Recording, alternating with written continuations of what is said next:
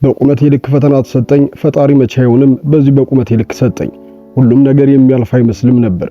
በቴሌቪዥን መስኮት የምናውቃት ፍልቅልቋ ሉላ ገዙ የተናገረችው አንጀት የሚበላ ንግግር ነው። ሉላ ገዙ ከካሜራ ጀርባ በመከራ የተኳለች በመከራ መሃል አልፋም የጸናች ነች። እኔ አልችልም ሙዚቃም ሶይ እንደዚህ እኔ አልችልም ያስባላት አንድ አዝያሚ ከግጥምና ዜማው ጋር አዋህዶ በድንቅ ብቃቱ ስለተጫወተው ሙዚቃ ብቻ አይደለም። በዚህ ሙዚቃ ታሪክ ውስጥ ራሷን ባለ ታሪክ አድርጋ አስገብታ ያደፈቻቸውን ህመሞች በአይነ ህሊናው አስታውሳ እንጂ ስንት መከራየን ስንታየን ደስታ ሲፈራረቁብን በተራ በተራ በሳቅ በጫወታ በደስታ ባዘነ የፍልቅልቋ ሉላ ገዙ የህይወቱ አስቸጋሪ ጊዜ ሲገለጥ በዚህ ቪዲዮ ውስጥ ከአባቷ ጋር የነበራትን ቆይታ አስቀድመን እናስደምጣችሁና የማታውቁትን ሚስጥርም ሹክ ብለናችሁ ሉላ በሬዲዮ ቃለ መጠይቅ ወቅት ያነሳችውን አሳዛኝ ገጽታዋንም እናስደምጣችኋለን። ሁለቱን ነገሮች የምናስደምጣችሁ አሳዛኝ ገጽታዎቿ ከነዚህ ቃለ መጠይቆች የተመሰረቱ በመሆናቸው ነው። በአንድ ወቅት በኢንስታግራሙ ያጋራችሁን ልብ የሚነካ መልእክትም በቪዲዮ አካተነዋል። ቪዲዮውን እስከ መጨረሻው ተከታትላችሁ ሐሳብ አስተያየታችሁን በኮሜንት ደግሞም ላይክ እያደረጋችሁ ከሰብስክራይብ ጋር አብራችሁ ዝለቁ።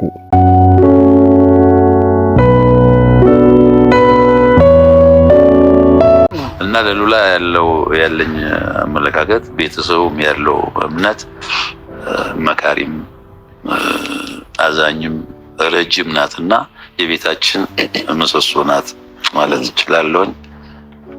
ልዩ ቅርበት ነው ያለኝ። እናቴን ማልወድ ማለት ወይ ደግሞ አልቀርብ ማለት ሳይሆን ግን ከአባቴ ጋር ያለኝ ቅርበት ትንሽ ይለያል። እኔን የሚያቀኝ ሰው እሱንም ማያውቅ የለም። ስለ አባቢ ምን ብዬ እንደምጀምር አላውቅም። እኔ አባቴ ጓደኛዬ ነው። አባቴ መካሪ ነው። ከአባቴ በጣም ብዙ ተምሬያለሁ። እንድጠነክር፣ እንድበረታ፣ እንድጸና፣ በነገሮች ተስፋ እንዳደርግ፣ ተስፋ እንዳልቆርጥ የፈተና ጊዜ በመጡብኝ ጊዜያት ሁሉ አይዞሽ የሚለኝ የሚያበረታኝ እሱ ነው። የአባቴ ቃሎች ለእኔ በብዙ መንገድ እኔን ሰርተውኛል ብዬ አስባለሁ። ማንም ሰው ምንም ነገር ከሚነግረኝ በላይ እሱ የሚነግረኝ ነገር ሁሉ ጊዜ ጠብ አይልም። እኔም ተግባራዊ ሳደርገው ጊዜ አይፈጅብኝም። ሁሉን ነገር እሰማዋለሁ። እንዲያዝንብኝ አልፈልግም፣ እንዲደሰትብኝ ነው የምፈልገው። ብዙ ነገሮችን በህይወት ያደረኳቸው አባቴን ለማስደሰት ነው። ምናልባት ይሄንን ስል ግን ያስከፋውበት ቀን የለም ማለት አይደለም። ያዘነበት በእኔ ቀኖች ይኖራሉ። ግን ደግሞ ሁሉ ጊዜ ነገ ተነስቼ ደግሞ ነገን ተስፋ አድርጌ ነገን ደግሞ የተሻለ እንደሆነ እንዳስብ የሚያደርገኝ ግን ለሱ ያለኝ ፍቅር ይመስለኛል። ይሄንን ደግሞ በብዙ መልኩ አይቼዋለሁ እና አባቢ በጣም ነው የምወደው። ታውቀዋለህ። እኔም በጣም ነው የምወድሽ። በጣም ነው የምወደው። በጣም ለኔ አንተ ማለት ብዙ ነገር ነህ። ለኔ አባቴ ነህ። ለልጆቼ አያታቸው ማለት በጣም ይከብደኛል። አንተ እኔን ትከሻ ላይ አድርገህ እንዳሳደከኝ ሁሉ ልጆቼ ስታረግ በማይበት ጊዜ ለኔ በጣም ይከብደኛል። ይሄንን ስል ታውቀዋለህ ለምን እንደሆነ። ለልጆቼ ከአያት በላይ አባት ሆናቸዋል። ሁሉ ጊዜ የምመኘው እኔ ያደረስከኝ ቦታ ደግሞ እነሱን አድርሳቸው ማየት ነው። ለኔ ሰጠኸኝን ነገር ከኔ ጋር የነበረህን ነገር ልጆቼ ላይ ስለምታደርገው እጅግ በጣም አድርጌ አመሰግናለሁ። ኑርልኝ። ተስፋዬ ነህ፣ ብርታቴ ነህ፣ ጽናቴ ነህ። በብዙ ፈተናዎች ውስጥ አልፈህ ልጆች ማለት ምን ማለት ናቸው፣ ትዳር ማለት ምን ማለት ነው የሚለውን ነገር አሳይተህናል። አጠገባችን ያልነበርክባቸውን ጊዜያቶች እጅግ ቢቆጩኝም ደግሞ እግዚአብሔር ይመስገን ዛሬ ላይ ተገናኝተን እንዲህ ማሳለፋችን በጣም በብዙ እግዚአብሔር እንዳመሰግን ያደርገኛልና እንኳን መጣህልን፣ እንኳን ኖርክልን። ለእኔ ብቻ ሳይሆን ለእህቶቼ፣ ለወንድሞቼ እንዳልኩም ለልጆቼ ተስፋችን ነህና እድሜና ጤናውን ይስጥህ። እጅግ በጣም ነው የምወደው። ሉላን የሚያውቅ ሰው ሁሉ ፍልቅልቅ ማንነቷና የተደላደለ ሰውነቷን አስቀድሞ እንደማስታወሻ ይጠቀማል። ቀጥሎ ግን መለያዋ ከአንደበቷ የማይጠፋው ገዙ ይሙት እያለች የምትጠራው አባቷ ነው። ገዙ ከአባትም በላይ የሆነ አባት ነው። በመከራና በደከመችበት ጊዜ ከጎኗ የሆነ አንቺ ያሻሽን አድርጊ እኔ ያለው በማለት መከታ የሚሆንላት። በሰራቻቸው ስህተቶች ስትወድቅም ተይብለልሽ ነበር አላሏትም። ወጣት ነሽ፣ ታጠፊያለሽ፣ ደግሞም ከጥፋትሽ ተምረሽ የተሻለ ሰው ትሆኛለሽ በማለት ብርታት የሚሰጧት አባቷ ናቸው። በቪዲዮ ላይ እምባ እየተናነቃት አንተ የሌለህባቸው ጊዜያቶች ይቆጨኛል፣ እጅግ በጣም ከባድ ጊዜ ነበር የምትለውም አቶ ገዙ በአንድ ወቅት ተገደው ከሀገር ወጥተው ነበር። ሙሉ ቤተሰቦቻቸውንም ተለይተው ነበር። ይሄም ምክንያት በፖለቲካ ምክንያት ሲሆን በወቅቱ ሀገር ውስጥ መቆየት የማይችሉበት ምክንያት ስለተፈጠረ ከቤተሰቦቻቸው ተለይተዋል። በወቅቱ የፖለቲካ ጉዳዩ አባታቸውን ማሰደድ ብቻ ሳይሆን ቤተሰቡን በሙሉ ችግርና ስጋት ውስጥ የከተተ አስቸጋሪና አሰቃቂ ጊዜ ያሳለፉበት ወቅትም ነበር። ለዛም ነው አንተ የሌለህበት ከባድ ጊዜ እያለች በቪዲዮ የምትናገረው። ሁለተኛ የምናስደምጣችሁ የሉላ ቃለ መጠይቅ ግን ከባዱና አባቷን ያስቀየመችበት በህይወቷም እጅግ ያለቀሰችበት የተሰበረችበት ታሪኳን ነው። ከራሷ አንደበት ታሪኩን እንስማውና በተጨማሪ ሐሳቦችን እንመለሳለን።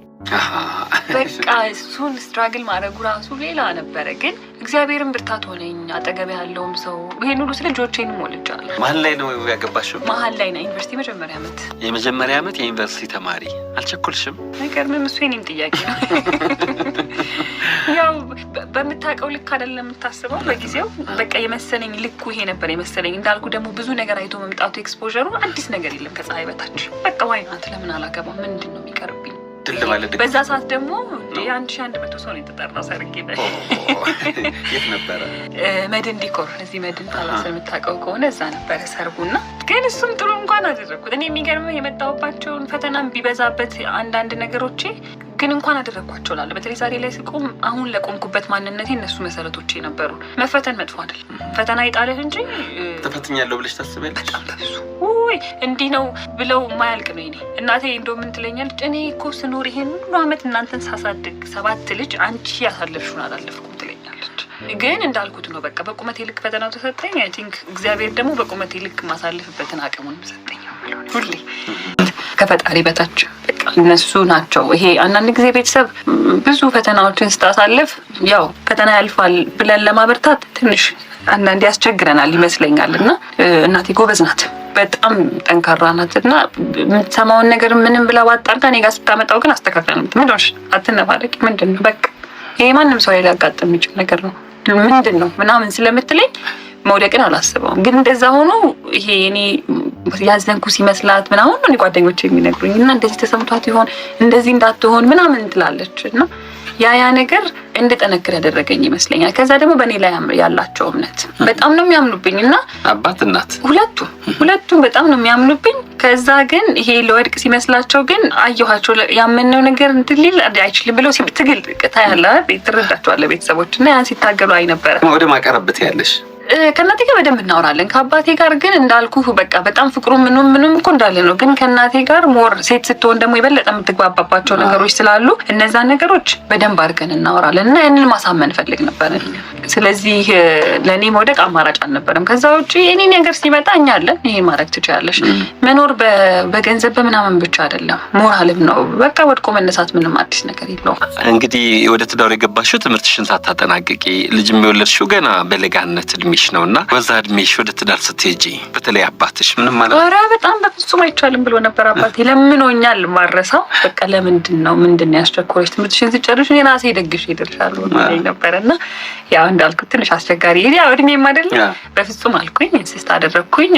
መቀበል አማራጭ እንዳልሆነ ሲያስቡ ፈቀዱ፣ ማድረግ አይችሉም። በኋላ ላይ ግን ነገሮችም ሳይሆኑ ሲቀሩ እነሱ እንደዚህ ብዬሻል ነበር ማለት አይደለም ያለኝ አባቴ። ምንም አይደለም ያጋጥማል፣ ፈተና ነው። ኢትስ ኦኬ።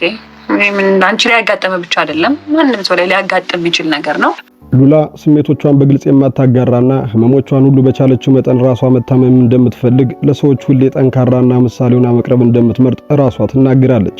ከቅርብ ጊዜ ወዲህ ግን ነገሮች ከአቅሟ በላይ መሆን ጀመሩና ስሜቷን በማህበራዊ ሚዲያ ማጋራት ጀምራለች። ከወራቶች በፊት ያጋራችው እንዲህ የሚል መልእክት ብዙዎችን ያነጋግርና ሐዘኔታን የፈጠረ ነበር። አንዳንዴ በጣም ብቸኝነት ይሰማኛል። ይሄም ሲሆን መታቀፍ ብቻ ነው የሚፈልገው። 2 ልጆችን በብቸኝነት እንደማሳደጌ ብቸኝነት፣ መከፋት የሚጠበቁ ስሜቶች ቢሆኑም በባህሪ ቶሎ የሚከፋኝ ሰው አይደለሁም። በምችለው መጨረሻ ድረስ ሂጄ የምታገል በመሆኔ ሰዎች የማሳልፈውን ህመም አይረዱኝም ስትል አጋርታ ነበር። በዚህም ብዙዋኖች አዝነው ነበር። ሉላ የአባቷን ምክር መስማት እንደነበረባትና ያንን ባለማድረጓ ብዙ መስዋዕት እንዳስከፈላት ትናገራለች። ያሳለፈችው ህመም እንደዚህ እንደ ቀልድ የሚወራ አልነበረም። በተለይ ልጅን ያህል ነገር እያሳደጉ መማር ከባድ ፈተና እንደሆነ ስትናገር፣ በተሰበረችበት ጊዜ ግን ቤተሰቦቿ ይበልሽ ቀድመን ነግረንሽ ነበር አላሏትም። ይልቁንም እንደ ቤተሰብ መሸሸጊያ ሆኗት ህመምና ድካሟን ኃላፊነቷን ጭምር በማቅለል ስራዋ ላይና የወደፊት ህይወቷ ላይ እንድትጠነክር በማገዝ የመሰበር ህመሟን ቀንሰውታል። ከብዙ ፈተና በኋላ ጸንታ ስኬትን በድጋሚ የተቆናጠጠችው ሉላ ከዛ ትዳር በኋላ ልታገባ ነው የሚል ዜናዎች በተደጋጋሚ ጊዜ ቢራገቡም ጉዳዩ ግን የውሃ ሽታ ሆኖ ቀርቷል። ህመሟን በብዙ ፈተና የተሻገረችው ሉላ ገዙ የማስተርስ ትምህርቷን ካጠናቀቀች 3 ዓመታትን ያስቆጠረች ሲሆን ወደ ፖለቲካ መግባት እንደምትፈልግም ተናግራለች። አሁን ላይ ጋዜጠኛ የሚለው መጠሪያ አልመጥንም፣ ወደፊት ጋዜጠኛ የሚለውን ስያሜ ለማግኘት ሰራለሁም ትላለች። ያሰበችውና የፈለገችው ቦታ ላይ እንድትደርስ እንመኛለን። እናንተም ስለ ጥንካሬዋ እያደነቃችሁና እያበረታችሁ መልካሙን ተመኙላት። አበቃን። የእናንተን ሐሳብ በኮሜንት ቪዲዮውን ላይክ፣ ቻናሉን ሰብስክራይብ በማድረግ ቤተሰብ ይሁኑ።